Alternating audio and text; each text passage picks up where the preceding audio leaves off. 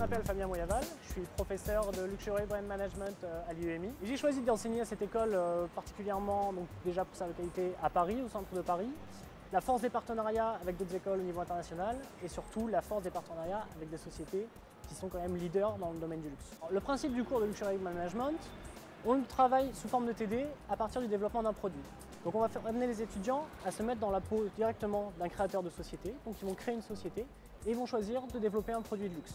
L'objectif étant qu'ils respectent les codes d'un produit de luxe.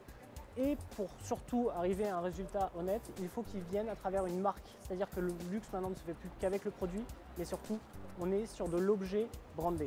Donc en plus du produit, du sourcing, du développement et du pricing, on va venir apporter la force d'une marque et on va travailler un univers qui soit important et une identité de marque cohérente.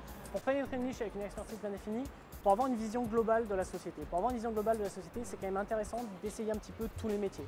Donc il ne faut pas hésiter à commencer dans la boutique en tant que vendeur, par exemple pour une société qui fabriquerait des sacs ou une marque globale de luxe, et essayer de voir un petit peu tous les process au sein d'une société. Parce que pour avoir une vision globale de brand manager, il faut manager globalement tout, que ce soit la clientèle, le produit, le sourcing, le pricing, etc., y compris surtout aussi la communication.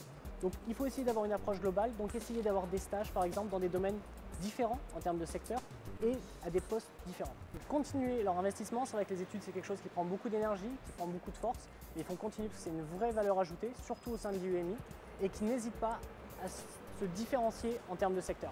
C'est-à-dire aller pour un stage de 3 mois, par exemple, chez un fabricant, un manufacturier de montres, puis passer dans les services, voilà, essayer de vraiment avoir une vision globale du luxe, d'avoir une connaissance globale du marché.